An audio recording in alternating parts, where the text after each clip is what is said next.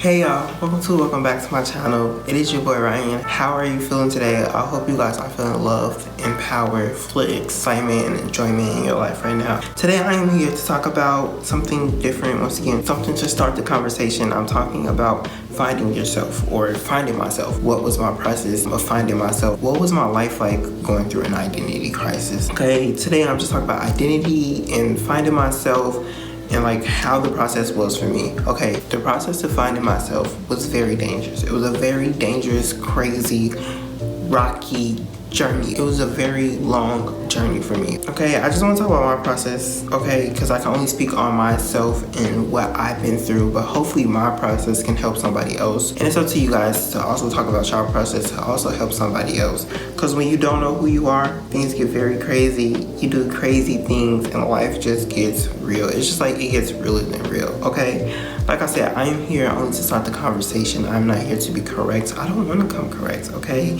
I don't want to be the person who knows it all. I just want to start the conversation for a conversation that needs to be had, and I want to help people. Once you're a part of this community, not knowing yourself gets very dangerous, and that's why I'm talking about all that later. But right now, I'm gonna go ahead and let this intro run, and we're gonna go ahead and get into some things, okay?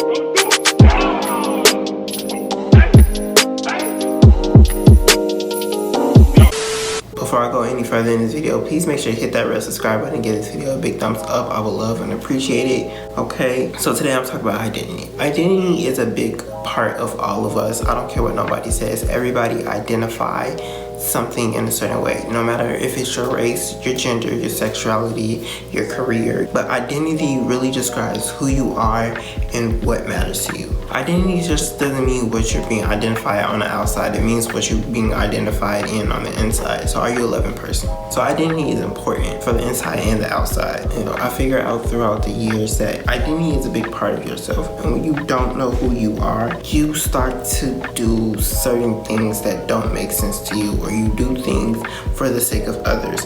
A lot of people have identity crisis, including myself. I had the longest identity crisis in my life, but a lot of people have identity crisis because they don't know themselves.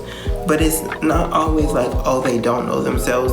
Sometimes it's like they can't be themselves, or sometimes like they don't get to know what they like, what they enjoy, because we're always being told to do something. We're always being told to act a certain way, to speak a certain way. We're always being told to do stuff, okay? We're being told to go to school. We're being told to pay our taxes. We've been told to go to gym class and run. I know in school, I did not ask to go to gym class and run the 5-mile run. I did not ask to do the pacer test, but we're always being told to do these things, so it's like we gotta do those things.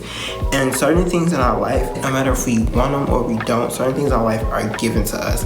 And when we don't want those given things, it's like sometimes we can say, oh, I don't want this, but then certain times we can say like, I just can't say nothing, I have to take it. And so since things are just being given to us, no matter if we do or don't want them, we don't know when to say stop, which causes so many other problems and so many other different worlds and so many different other scenarios. Just like learning how to stick up for yourself and learning how to speak out. When people give you these things that you did not ask for, it's harder for yourself to find yourself, because like people are putting things on top of you that you didn't ask. It's like going to a restaurant, right?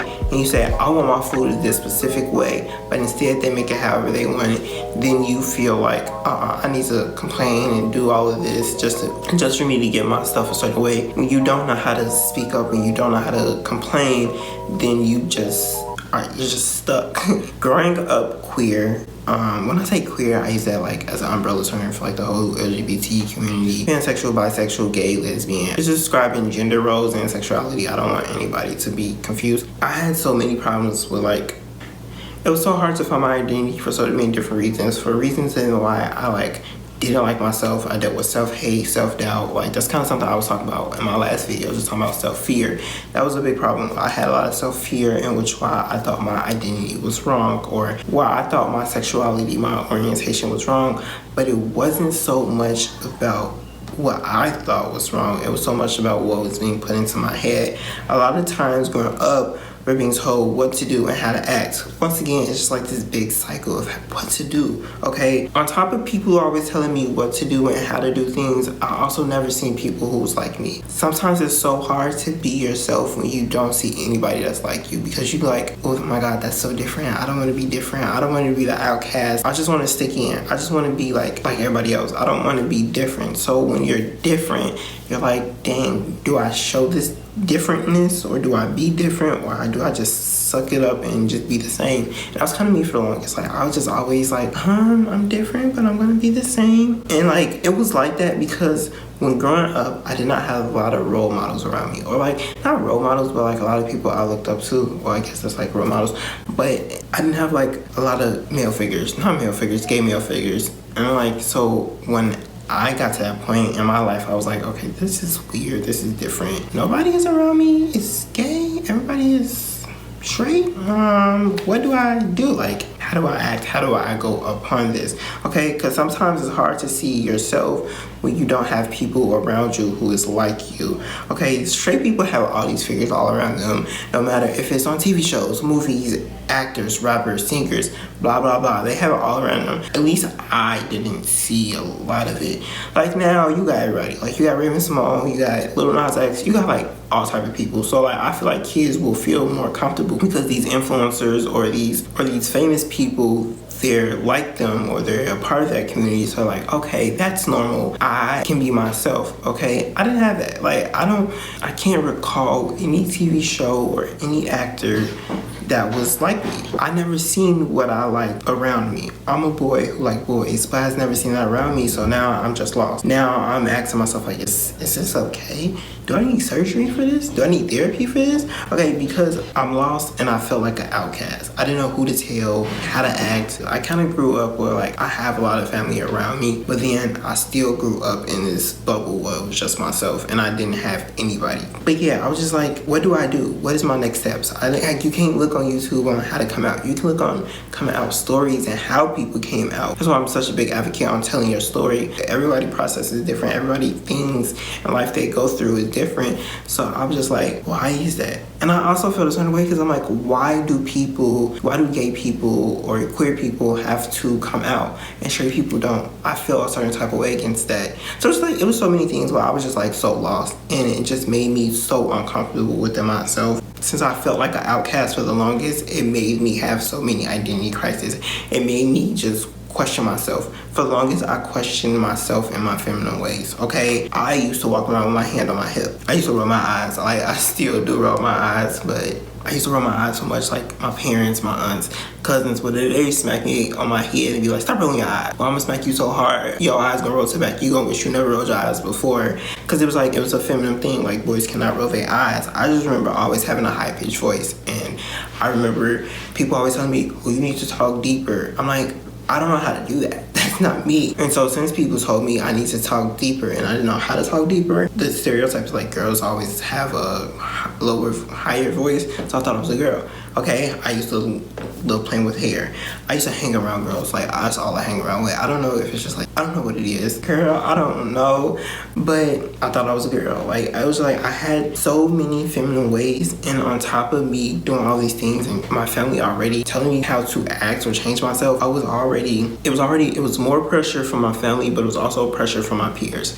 I was being bullied. Like, I talk about that so much, but I was just being bullied, and my peers were constantly telling me, oh, you want to be a girl? Oh, you gay? Oh, you this and that? I mean, like, yeah, one of them came true, but it's like, I didn't know what was right from wrong. I just feel like, I just like love cooking so much, and I thought that was like a girl thing, because there's just this big stereotype where, oh, the girls cook for their husband, and they do this, and I'm like, okay, I like to cook, I want a man, but am I a girl? So like, it was just like so many stereotypes that were put in my head that made me lost. Like, I didn't know what I identify as. Now, girl, I ain't a girl. I don't know why I say girl, but girl now.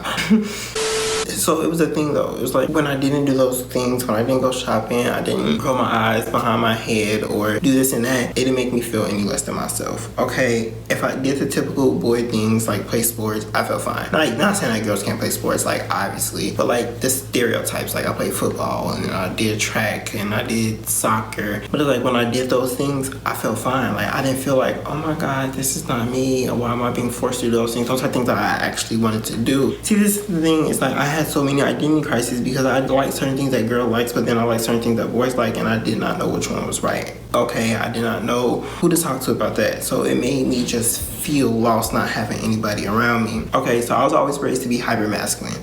I have to be hyper masculine. Like, you have nothing else in this world to do but be hyper masculine, which is so false. Okay, being an African American male, I was raised to be hyper masculine. I couldn't cry. Okay, I couldn't cry unless somebody in my life passed, or like I couldn't cry just because I tripped or I fell off the bike when I was younger. Nah, you gotta stuff that up. Don't cry. Okay, you couldn't cry. You always had to fight back. You always had to fight people. Probably one of my problems in life. Probably one of the main biggest hypermasculine things I got until I learned how to calm down. But it was like play sports. Okay, if you want to cook, you gotta cook on the grill. You gotta do this and that, do that. I was like, that's nothing like me. Okay, I played sports. I enjoyed it. All these things that I'm saying, these hyper masculine stereotypes, was or wasn't me. Okay, like there was a part of me just because of how I grew up, but I didn't think that was me. I didn't think I was hyper masculine because I'm gonna cry. Okay, everybody can cry, just as everybody can bleed and take a shit. We're all humans. We all have emotions. We all can cry. I don't know why y'all said we can't cry, but I don't know. Like I like to cry. Okay, I like to cook. I just learned to explore my feminine ways through these masculine things that I did not like. Sometimes in life you gotta go through certain things that you don't like to figure out what you do like, or to get to the good. Okay, I really just learned that I had to explore my feminine ways to learn myself, to be myself. And when I explored my feminine ways, I noticed that like I don't like doing certain things. Like I don't like doing certain feminine things that I mentioned before. That just might have been how I was when I was 11, 12, 10. Okay, some certain things I don't like doing. And it's just also not the feminine ways of a straight stereotype. It's also the feminine ways of the gay stereotypes. I hate that, okay? I'm talking about that later, okay? But like one problem that I noticed in life, no matter if you're heterosexual or homosexual, people start to put names on gender identity and sexuality. People start to think that because a girl dressed masculine, because she dressed like a man, she must be a dyke or stud, and it must mean that she like other girls. Not true. She can just let to dress that way, but like a nigga. Like, yeah, if you look at it, most of the time that is kind of what it is, but that's profiling the person. I also feel that same way about, that's why I said earlier, it don't matter if you're in a gay or straight community, your feminine ways, they both gonna put you in these stereotypes. I feel like, okay, if you're straight, then people are gonna say, oh, okay, this straight guy has feminine ways that makes he's gay. And I hate it in the gay community because they be like, oh, okay, so this gay guy has feminine ways that means he's a bottom. That means he's a girl. Because I hate that stereotype. But just stop saying it, okay? People start to mix up people's gender identity with their sexuality, which is not the same thing. The way I dress, the way I talk has nothing to do with what gets me hot. Has nothing to do with what gets me horny and who I want to lay in bed with. That's when people start confusing things and they start getting things all wrong, okay? Why is it that a straight guy just can't bleach his hair and that doesn't make him gay? Why is it that y'all see wearing the color pink if it's not for your mom's birthday or breast cancer month because your mom had breast cancer or like cancer awareness month, then you see it as a bad thing? If nobody told you that wearing pink was gay, bleaching your hair was gay, having blonde hair was gay, or having color hair was gay, then I'm pretty sure a lot of motherfuckers will rock it. I'm pretty sure a lot of people will like it, and you know, they'll style their hair, they do this, do that, and they will just be themselves. But because you guys are socially conditioned that way, you start to notice that like, oh, okay, these are the things I can and cannot do, so these are the things I can or can do. And when people are different around me, wear pink or wear purple or dye their hair blue, and when I say people, I'm talking about more of boys, men, then oh, I'm gonna pick on him or I'm gonna bully him because that's not something that's normal. That's not something a man should be doing. Why is that? That person is no less than a human than you are. The way they dress or the way they identify themselves does not matter to you. Why don't you just make them feel as much as a person as you do? When I look back, a lot of people who bullied me actually turned out to be gay, and I'm like, that shit is just quite funny because y'all was all bullying me about who I am, and now look at y'all, and whatever.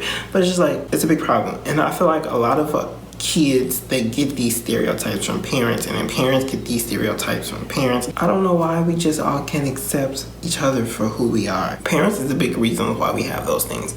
And not all parents. Some kids get those stereotypes or get that, or is socially conditioned from school or like friends, but it's also parents. But parents, I can't tell you what to or what not to do because I'm not a parent, but you have to allow your child to explore themselves. You have to allow your child to be themselves. If you don't do that, that causes so many other problems that a child is going to deal with. Okay, you have to learn the difference between an identity search and a sexuality search. You have to be there to help identify your child, and not just to put your opinions on them, but help them say, okay, got you. This is the next step that we're going to do. Or what is the next step that you think you should do? You should be there right along with your child, okay? Just because your child, your 5-year-old son, like to play with dolls doesn't mean he's gay. Doesn't mean he has feminine ways.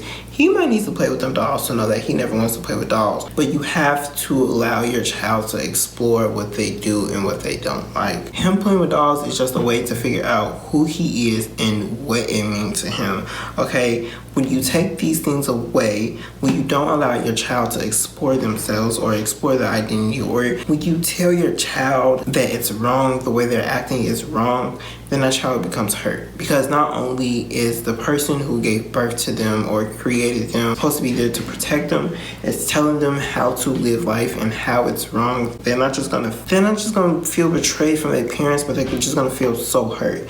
And when you don't have nobody there, it's a very rocky process that children go through. You have to stop projecting your ideas onto your child.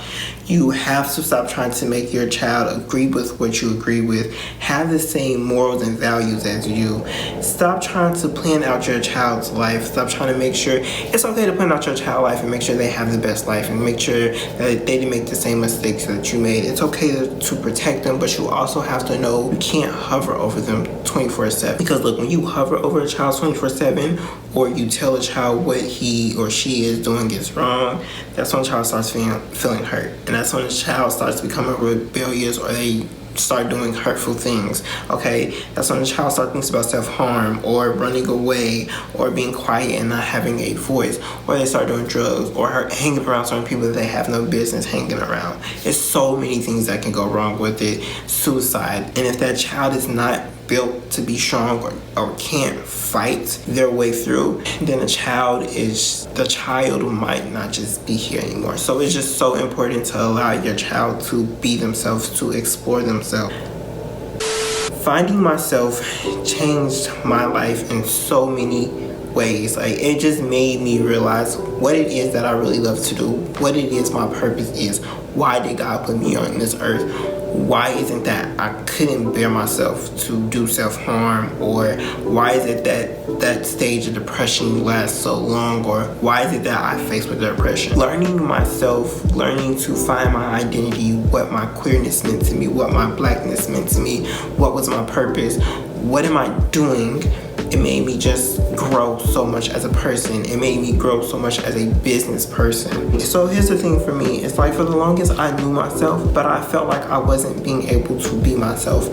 I felt like me being myself was wrong. So that's why I say, when you can go through identity crisis and you can just be trying to find yourself, but sometimes people already know who they are, but feel like who they are is wrong. And when you feel like who you are is wrong, once again, you start to do crazy things in life that doesn't make sense. That's why it's so important to know who you are, and not just to know who you are. Be comfortable within your skin. How not to care what anybody does or doesn't think. Everyone has different identities, which is why people have to figure out what makes them them, what makes them who they are. So yeah, I realized around 15, 17, I didn't want to be a girl. I just want to have my feminine ways, which I truly love. Okay, I do a lot of feminine things, girl. I do a lot of feminine things, but I really love my feminine ways and the way that I am. I learned not to do what others told me what to do or how to act. I learned to be myself. I learned that who I am doesn't affect people but myself. Your opinion matters for you. The older I get, the more I realize that other people's opinions can't change me and who I am. I can only change myself. I can only be myself. I can't act like nobody. I can't do certain things like nobody. I can look up to people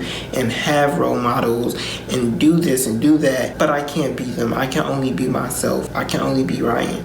So yeah, take the time to get to know yourself. Take the time to block out all the negativity.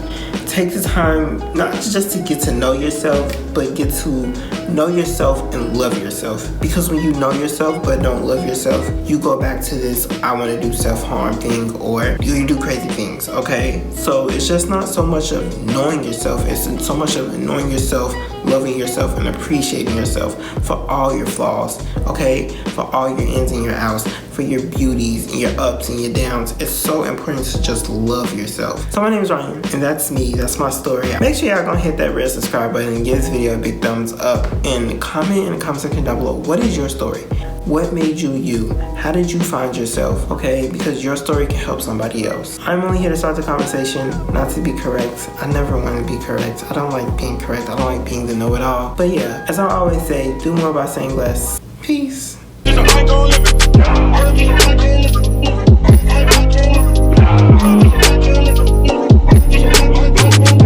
not a man, I'm a menace.